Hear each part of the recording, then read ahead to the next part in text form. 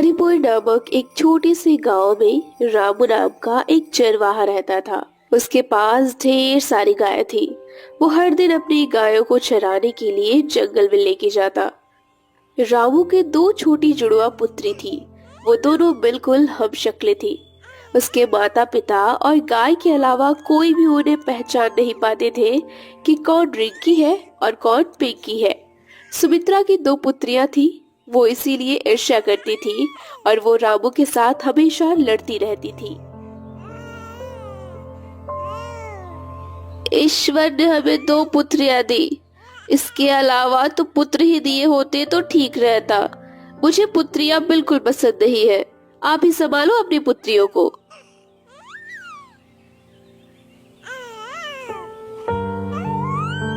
क्यों बेचारी पुत्रियों को देखकर जलती रहती हो पूरा दिन? इन बच्चों ने तुम्हारा क्या बिगाड़ा है?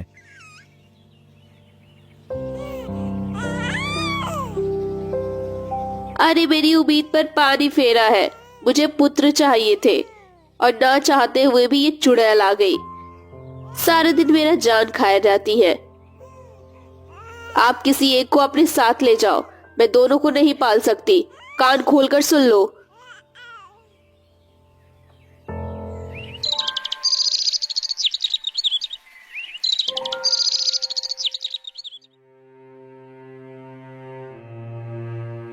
सुबह एक दिन रामू की पत्नी को उसके बीमार माँ के हाल पूछने उसके माँ के घर जाना था। ए जी, सुनते हो? मैं कल सुबह रिंकी को अपने साथ लेकर जाती हूँ। मैं एक हफ्ते में वापस आ जाऊंगी।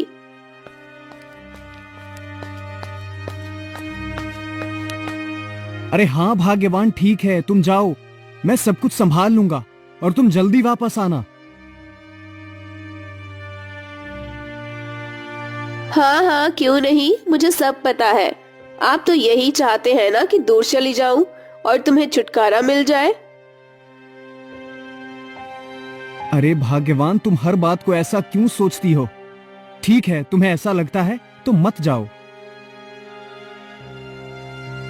हाँ, क्यों नहीं। तुम तो यही सोचते हो कि मैं सारा दिन तुम्हारा और तुम्हारी पुत्रियों के पीछे लगी रहूं, पर मैं जा रही हूँ। अरे ठीक है भाग्यवान, अपना और रिंकी का ख्याल रखना।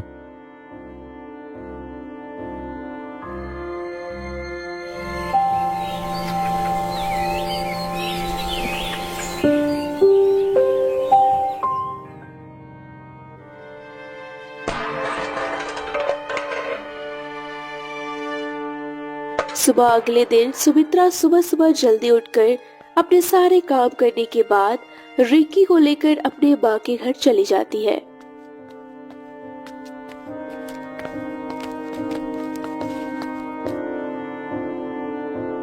चलो जल्दी जल्दी सारे काम करके पिंकी को तैयार कर देता हूँ। फिर अपनी गायों और पिंकी को लेकर जंगल में चराने के लिए निकल जाऊंगा। जंगल में पहुंचने के बाद रामू पिंकी को लेकर एक बरगद के पेड़ के नीचे बैठ जाता है और अपनी गायों को चरने के लिए छोड़ देता है। रामू सुबह जल्दी उठने की वजह से वहां पेड़ के नीचे रामू को नींद आ जाती है और इतने में पिंकी खेलते खेलते दूर चली जाती है और गाय ने देखा तो रामू नींद मार रहा है और पिंकी खेलते खेलते ज्यादा दूर जा रही थी।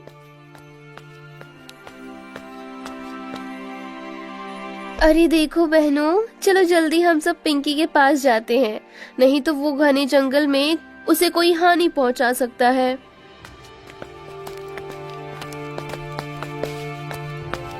विद्या और उसके साथी पिंकी के पीछे पीछे चले गए। पहुंचकर उन्होंने देखा एक खूंखार शेर पिंकी के पास खड़ा था और बोला, अरे वाह, क्या बात है भाई, आज तो शिकार खुद चलकर मेरे पास आया है। वाह, बहुत दिन हो गए इंसान का भोजन करने को मिला नहीं था। इसे तुरंत पहले अपने गुफा में ले जाऊंगा। वो जैसे ही पिंकी को लेने के लिए आगे बढ़ा, विद्या और गायों ने उस पर हमला कर दिया और उसे मारकर भगा दिया। अरे आज तो बच गया, लेकिन कल नहीं बच पाएगा मुझसे।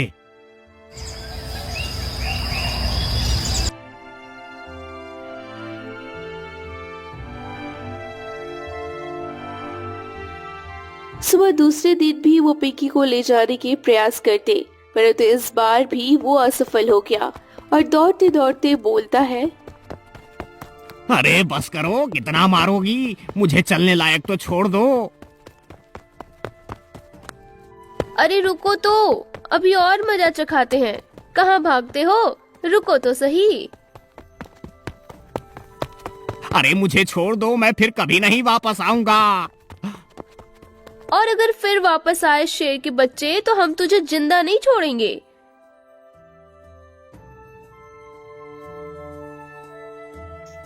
शेर दुम दबा के वहां से भाग गया।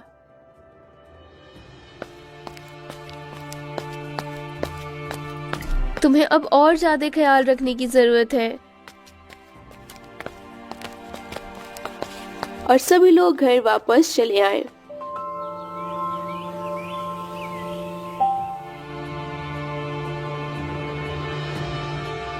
सुबह अगले दिन फिर से रामू पिंकी को लेकर गायों को चराने के लिए गया।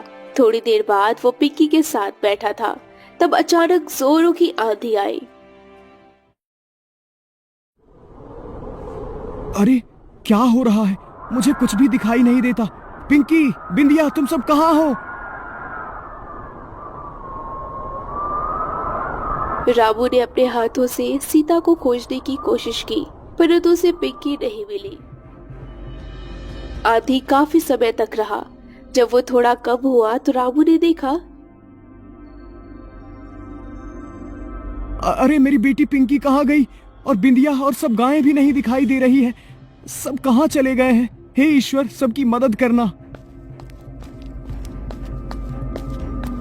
रामू ने काफी समय तक इधर उधर खोजने की कोशिश की, परंतु उसे कुछ पता नहीं चला।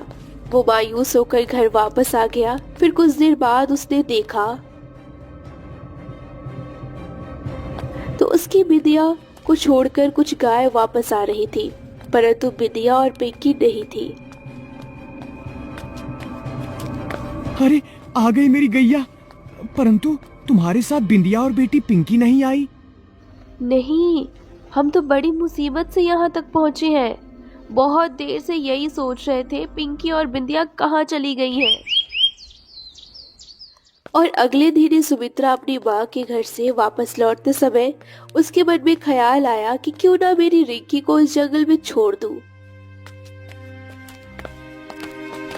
सुमित्रा कुछ दूर जाने लगी, परंतु फिर उसके मन में कुछ ख्याल आया और वो रिंकी को लेकर वापस घर की ओर चल पड़ी।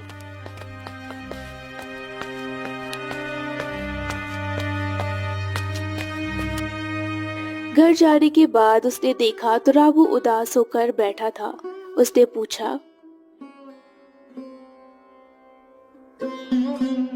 अरे क्या हुआ जी, आप कुछ बोलते क्यों नहीं और इतना रोते क्यों हो? बताओ क्या हुआ?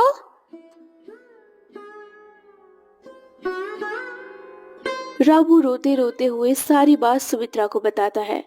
ये सब सुनकर सुमित्रा रोने जैसा नाटक करती है।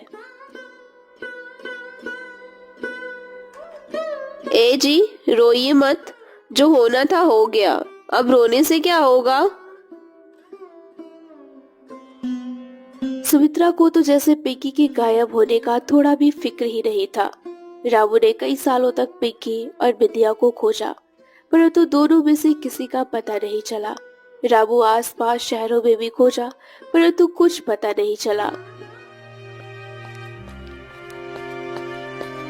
और बिंदिया पिंकी को लेकर काफी दूर जा चुकी थी।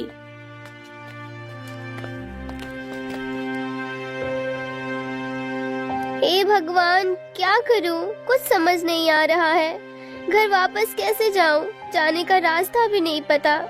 कहाँ जाऊं? और ये छोटी पिंकी को मैं कैसे संभालूंगी?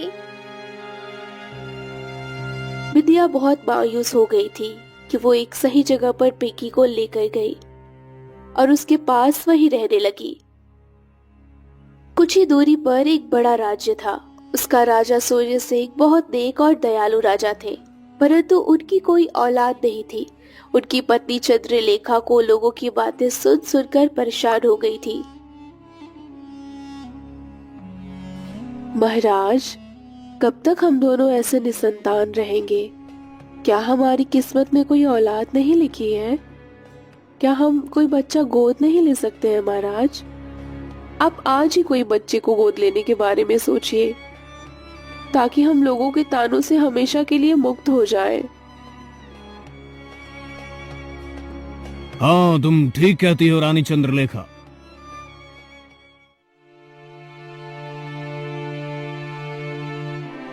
ठीक है महाराज, आप अपना ख्याल रखिएगा।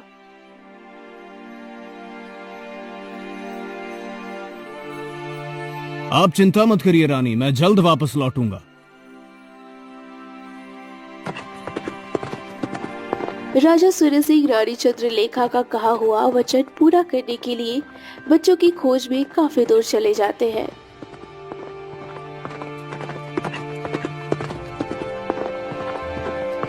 राजा सूर्य सिंह ने सुना कि एक सुनसान और खतरनाक जंगल में एक बच्चे की रोने की आवाज आ रही थी।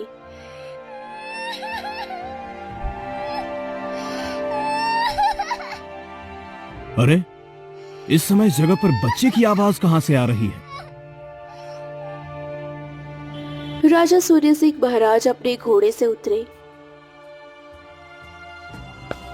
और जिस ओर से बच्चे की आवाज आ रही थी उसी तरफ जाने लगे। थोड़े समय बाद राजा उस जगह पर पहुंच गए जहां से आवाज आ रही थी और वहां पहुंचे और देखकर चौंक गए। उन्होंने देखा कि एक गाय एक छोटे से बच्चे को दूध पिला रही थी।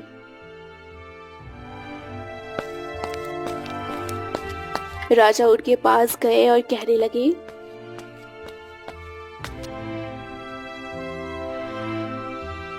हे माता, आप कौन हैं और इस खतरनाक जंगल में इस बच्ची के साथ क्या कर रही हैं?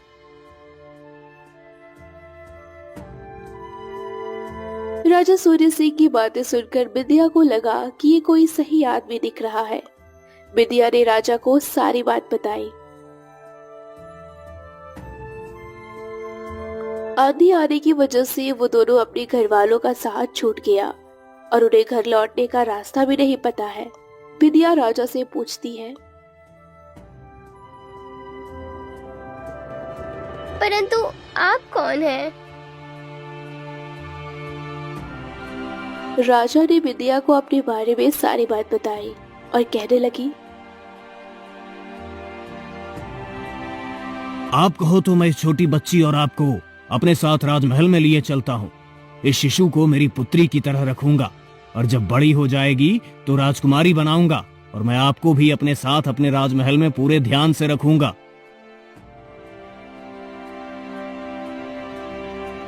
ये सब सुनकर विद्या बहुत ज्यादा खुश हो जाती है और उसकी आंखों से आंसू निकल आते हैं। तभी कहने लगती है,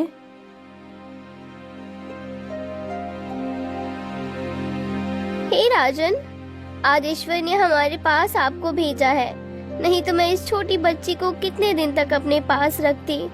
ठीक है राज, मैं तुम्हारे साथ चलने के लिए तैयार हूँ। राजा सूर्य सिंह तो बहुत ही मन ही मन में खुश हो रहे थे और पिंकी को अपने हाथों में ले लिया। विद्या और पिंकी को अपने राजमहल में ले गए।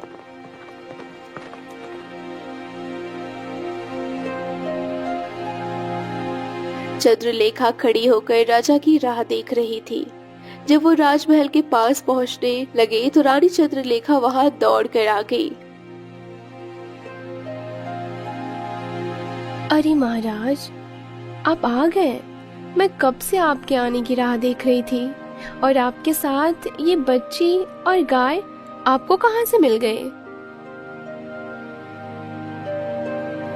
अरे रानी चंद्रलेखा, धीरज रखिए, सारी कहानी बताता हूँ।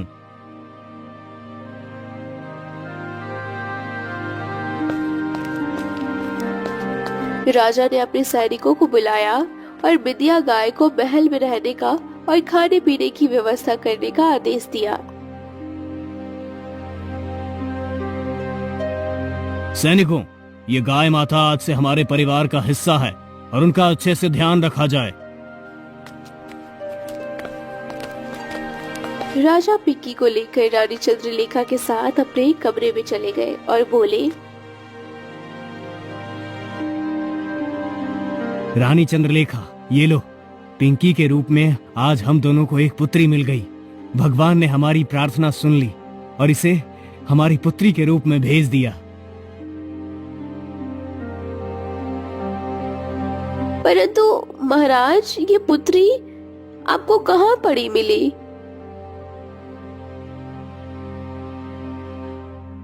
राजा ने रानी चंद्रलेखा को बताया कैसे उस भयानक जंगल में उन्हें वो बच्ची और गाय मां मिली।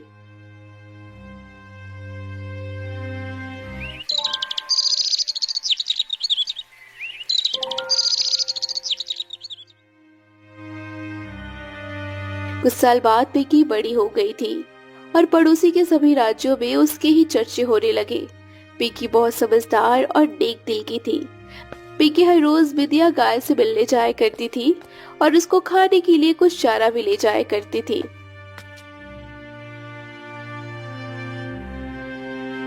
अरे भाई, राजकुमारी पिंकी कितनी दयालु है। वो अपने माता पिता के साथ पूरे प्रजा के बारे में सोचती है।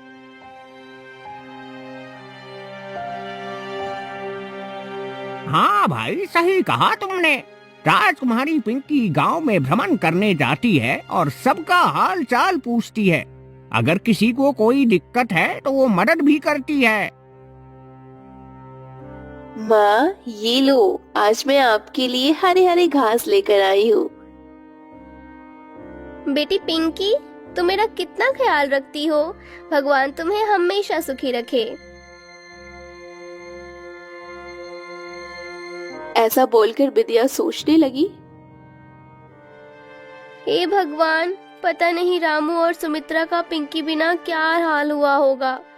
पिंकी भी इतनी बड़ी हो गई होगी। ईश्वर जाने पुत्री पिंकी अपने असली माता पिता और बहन को कब मिल पाएगी या फिर नहीं भी मिल पाएगी। अच्छा ठीक है बिंदिया माँ, मैं चलती हूँ। गांव में भ्रमण करने जाना है।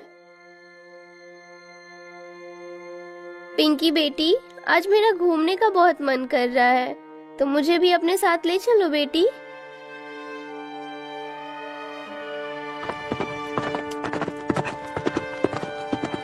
अगले दिन सुबह वो अपने रथ पर बैठकर बिटिया गाय को अपने साथ लेकर चलती है।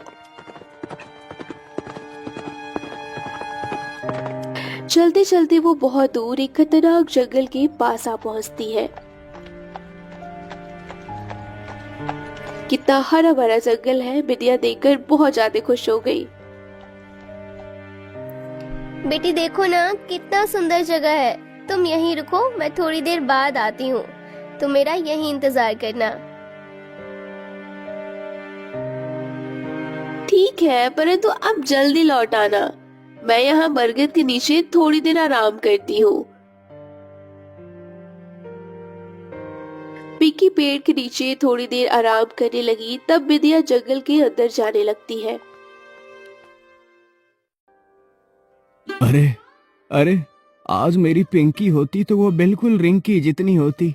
कितना अच्छा होता। हे ईश्वर, मेरी पिंकी जहाँ भी हो उसे खुश रखना और मेरी बिंदिया को भी सही सलामत रखना।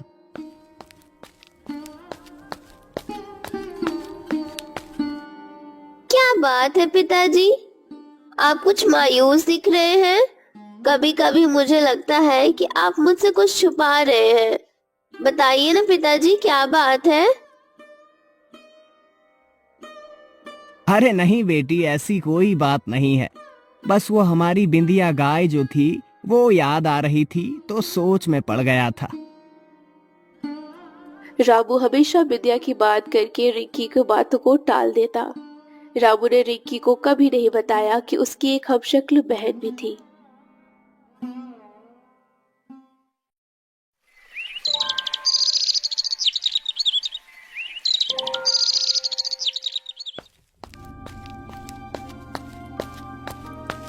सुबह एक दिन रिंकी के मौसा जी आए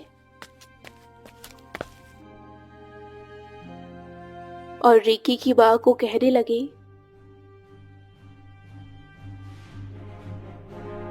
क्या मैं कुछ दिनों के लिए रिंकी को अपने साथ ले जाऊं? अरे मैं क्या बोलूं, रिंकी जाने और उसके पिताजी, पता नहीं दोनों बाप बेटी पूरे दिन जंगल में घूमते रहते हैं। थोड़ी देर में रामू और रिकी जंगल में गायों को लेकर आ गए। लो जी देखो, ये दोनों आ गए, अब तुम खुद ही उनसे पूछ लो।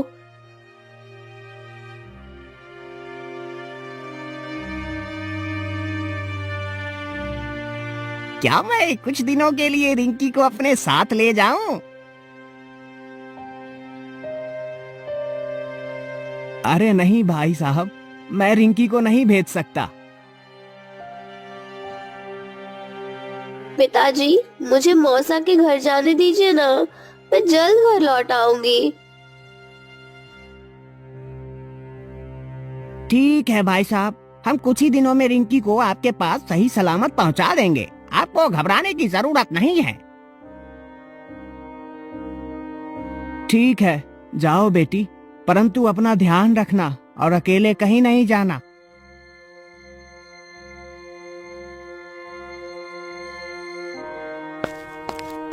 सुबह अगले दिन से चलते चलते रिकी और उसके मौसा जब जंगल में पहुंचे तो रिकी बोलती है, मौसा जी, यहाँ कुछ समय ठहरते हैं, मुझे पानी पीना है और भूख भी लगी है। ठीक है रिंकी बेटी, ये ले, तेरी माँ ने मुझे ये 2 फल दिए हैं, यहीं बैठकर खा लेते हैं, चलो।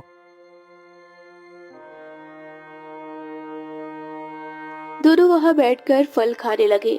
तब अचानक उन्हें कुछ अजीब सी आवाज सुनाई दी। मौसा जी, ये तो कोई मुझे बुला रहा है, परंतु इस सुनसान जंगल में मुझे कौन बुलाएगा। तब विद्या गाय भूल कर वहां आ पहुंची और कहने लगी,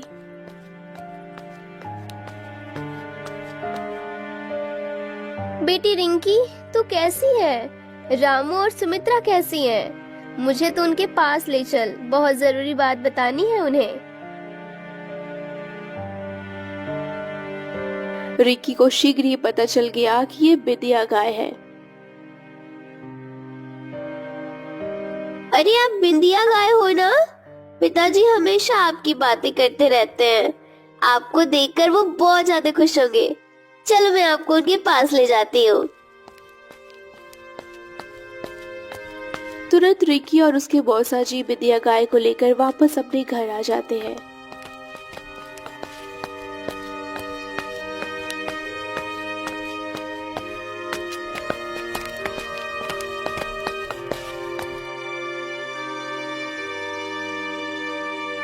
घर वापस आते देख रामू कहने लगा,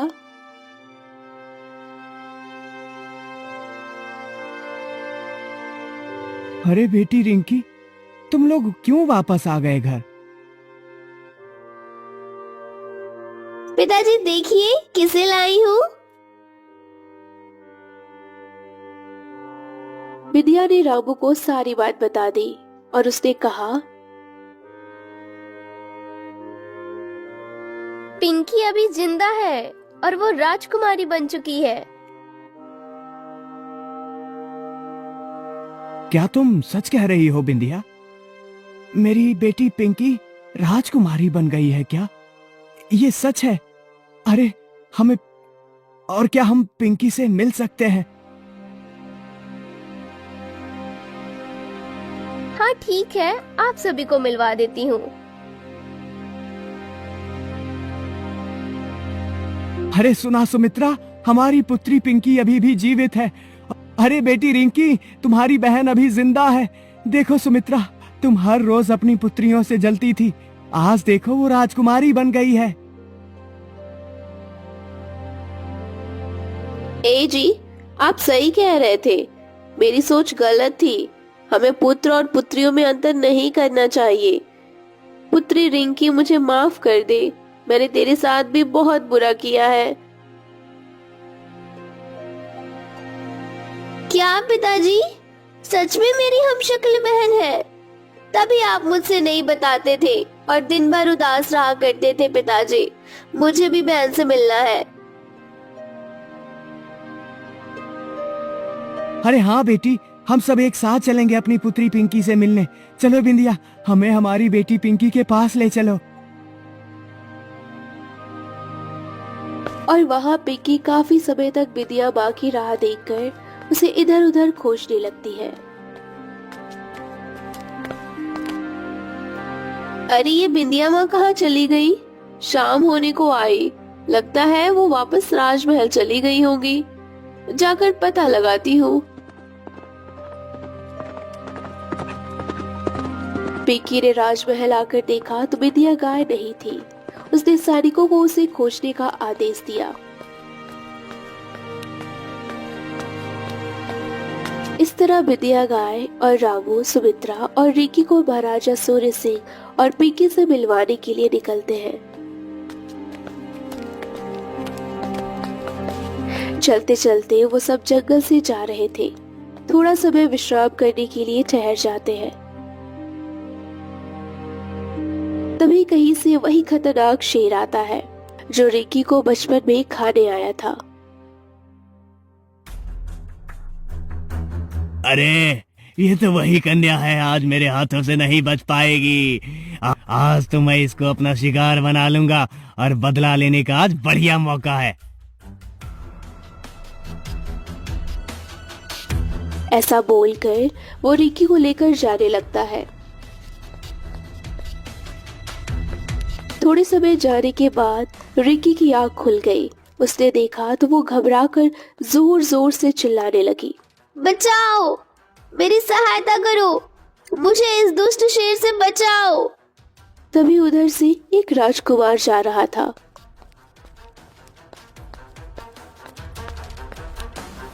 अरे ये तो राजकुमारी पिंकी है, परंतु राजकुमारी ऐसे साधारण कपड़ों में यहाँ क्या कर रही है? अरे ओ दुष्ट शेर, छोड़ दे, नहीं तो मैं तुझे जिंदा नहीं छोड़ूंगा। अरे ओ मूर्ख इंसान, मुझे क्या मारेगा?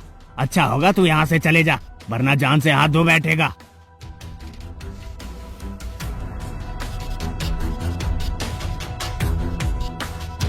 फिर राजकुमार और शेर में युद्ध होता है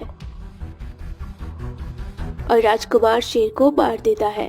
तभी वहां पिंकी भी पहुंच आई और राजकुमार देखकर आश्चर्यचकित रह गया। कभी पिंकी को देखा तो कभी रिकी को देखा। रिकी और पिंकी की नजर एक दूसरे पर पड़े। वो दोनों एक दूसरे को देखते रह गई। तभी रिकी अपनी बहन पिंकी से कहती है, मेरी बहन पिंकी, तुम कहाँ चली गई थी? मुझे इतनी खुशी हो रही है, मैं बता नहीं सकती। मुझे बिंदिया गाय ने सब बताया है तुम्हारे बारे में। ये तुम क्या कह रही हो? मुझे यकीन नहीं हो रहा है कि मेरी एक और हमशक्ल बहन है। कुछ ही देर में रामू, सुमित्रा और बिंदिया गाय खोजते हुए वहां पर आ पहुंचे। अरे बेटी, तू ठीक तो है ना? हाँ पिताजी, मैं ठीक हूँ। रिंकी बेटी, ईश्वर का लाख लाख शुक्र है कि तुम सब सही सलामत हो। परंतु मेरे माता पिता ने कभी मुझे ये बात नहीं बताई। बेटी पिंकी, चलो हम सब राज दरबार चलते हैं और वहीं पर सारी कहानी बताते हैं। तुरंत वो सभी लोग राज दरबार जाते हैं। राज दरबार में पिंकी और रिकी एक साथ आगे चलते हैं तो सब लोगों के होश उड़ गए। अरे भाई देखो, ये राजकुमारी रिंकी के साथ उनकी हमशक्ल कौन है और ये सब लोग कौन है? हाँ भाई, मुझे भी ये सब सपना लग रहा है। रिंकी सबको लेकर राज दरबार में चली गई। जैसे ही सब लोग अंदर पहुंचते हैं तो रिंकी और पिंकी को देखकर आश्चर्यचकित रह जाते हैं। पिंकी, ये तुम्हारे साथ कौन है?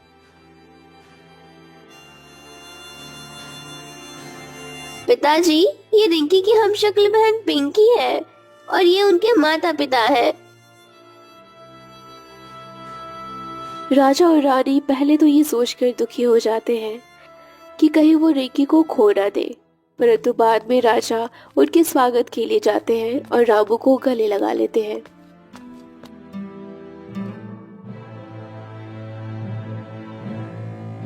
महाशय, मैं आपसे क्षमा चाहता हूँ। हमने आपको खोजने का बहुत प्रयास किया, परंतु जब आप नहीं मिले तो रिंकी को हमारी पुत्री बनाकर हमारे साथ रख लिया। आप बिंदिया गाय से पूछ सकते हैं। हे राजन, आप मुझे शर्मिंदा कर रहे हैं। आपने तो इतना अच्छा काम किया है। मुझे बिंदिया ने सारी बात बताई। मैं आपका जितना धन्यवाद करूं उतना कम है।